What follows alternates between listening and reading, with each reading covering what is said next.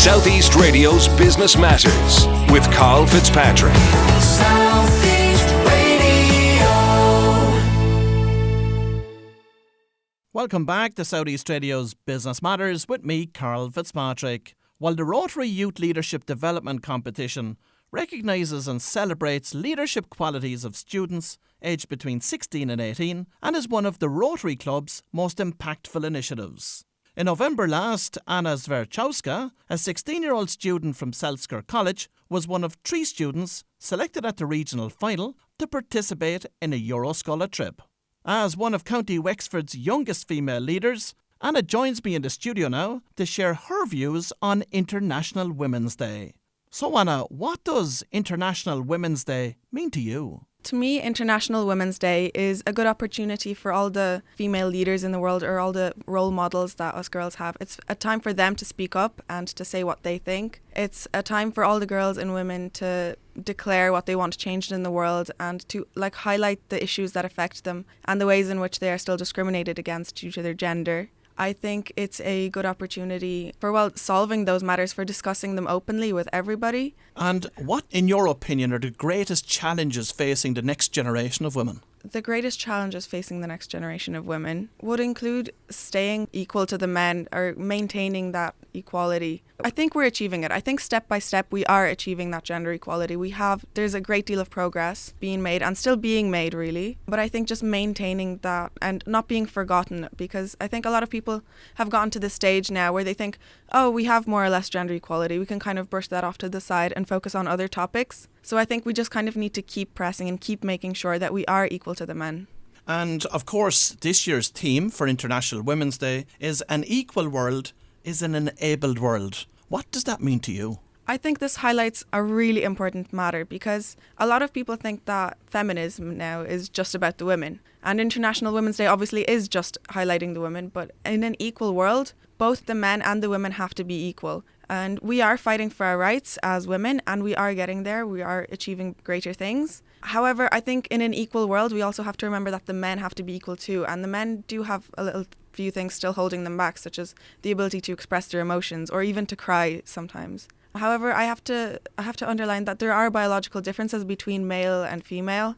And instead of trying to equalize those and pretend that we are all exactly the same, I think we have to embrace those differences and then work from there to being equal. And everybody just has to accept everybody, no matter what the differences are. And only then, when we are still equal and embracing those differences, we can have the most enabled world we ever would be able to, because everybody would be achieving their full potential. And what are your thoughts on gender quotas in order to achieve that? I don't think it's a good idea to impose strict quotas on companies, because some industries are in fact more masculine and more men would be drawn to them or being part of them, such as, say, construction sites, because that requires physical force and a lot of carrying and weightlifting, which would be more appealing and easier for men to do. So if a construction site was told that they had to have half female, half male workers, I think that could be a great strain on the company itself. And I think it should be more so that there's an equality when people are coming in for job applications or job interviews. As long as there's no discrimination in that environment, I don't think set quotas should be given for specific industries. Now, we're hearing lots of reports that the jobs of the future are in STEM, science, technology, engineering and maths. And again, women are underrepresented in terms of those that are taking programmes in third level colleges around those particular areas. What do you think needs to be done to encourage more females into that area? I think the root of that issue starts back in school, even primary or secondary school, where you're told, oh no, girls can't like blue or boys can't like pink, though I think that is decreasing a little bit. And then as you move into secondary school, well, depending on if you go to an all-girls school, all-boys school or a mixed school, I think that's where it has to be rooted out, that misconception that boys are supposed to do one thing and girls are supposed to do the other. For example, taking into consideration home ec or construction studies or engineering. In our school, we're a mixed school and we have pretty much equal amount of students of both genders doing all of those classes. So I think it's not really fair that some of those subjects aren't offered in the other schools, which can again lead to an underrepresentation in college. Because if construction studies or IT or engineering aren't offered or taught in the all-girls schools in secondary school level education, then how are those girls supposed to know the topics, understand them, be aware that they like them or are interested in them, and then move on to study them in college if they're just told to sew or cook.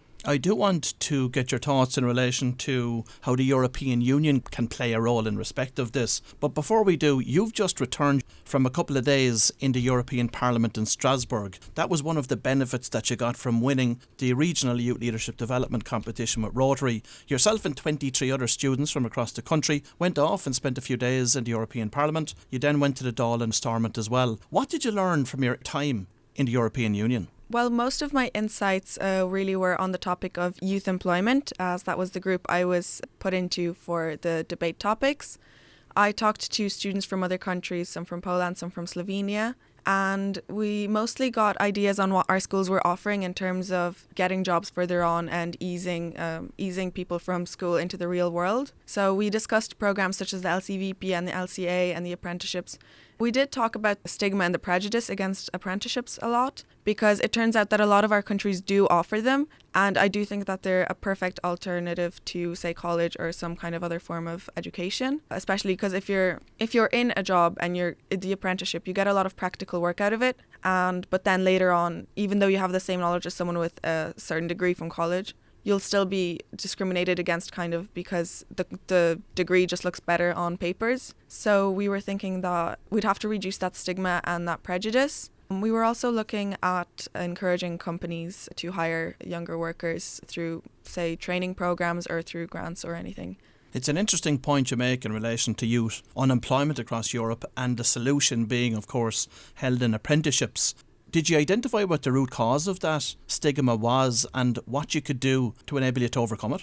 We didn't look too much into where that stigma came from. We mostly assumed that it's just because college degrees look fancier. However, as for solutions to the problem of apprenticeships having a stigma around them, a very smart man once told me that stigma really could be reduced or even absolutely demolished if we just changed the names of apprenticeships. And I do think that is a good idea, because if we just put a different name on them across the board but didn't change the ideology of it, I think that could definitely work and encourage more people to take those apprenticeships, and then in return encourage more employers to take on people who had taken apprenticeships. And looking globally, who do you most admire as a female leader? If we're looking globally, I have a very cliche role model in females, and that's going to have to be Emma Watson, who played Hermione Granger in Harry Potter. I know it's a very basic one, a cliche one, but I think she's doing great things in the world, respectively, of gender equality. What most has impressed you in terms of the actions that she has taken in that respect?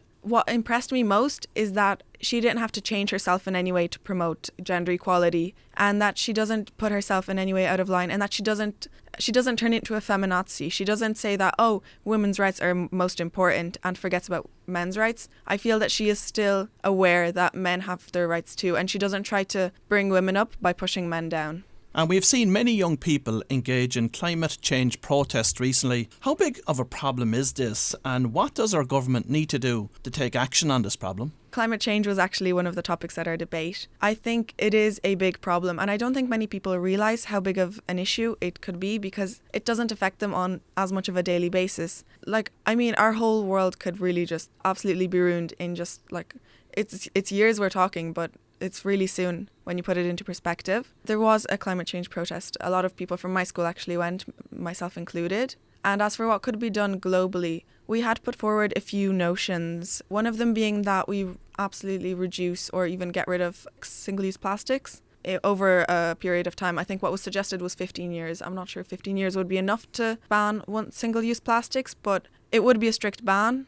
Then I think it would work. And, well, single-use plastics are awful, so if they were reduced and gone completely, that would be ideal. And we were talking about cars as well. Somebody put forward that the electric cars are a lot better than the diesel ones. I'm not entirely sure on that. I'd have to look into the manufacturing process of the electric cars, because from what I've heard, it's highly unenvironmentally friendly, but that's kind of a controversial one. If you had one message for the employers across County Wexford listening this morning, what would it be? Never underestimate us women. You really can achieve great things if we put our minds to it. Look how far we've come in the last years. And never underestimate the younger workers as well, actually, because if you're only employing the adults, you're never going to get our absolutely youthful insight onto things, are you? Anna, finally, there's no doubt that you have a very bright future ahead of you, but do you have any idea at this stage about the career path that you'd like to follow? I have thought about many career paths. I'm interested in both subjects along the lines of maths and construction studies, and then business and accounting, and then English and journalism and media. And psychology was actually a big one. And recently politics, but I'm not sure if I'd like to become a politician. It involves a bit of talking and running in circles. Well, if you've just tuned in, that was Anna Zwierzchowska, a 16-year-old student from Selsker College and a recent winner of the regional final of the Rotary Youth Leadership Development Competition. And I would like to thank Anna for joining our celebrations for International Women's Day 2020. Southeast Radio's Business Matters with Karl Fitzpatrick. Southeast Radio.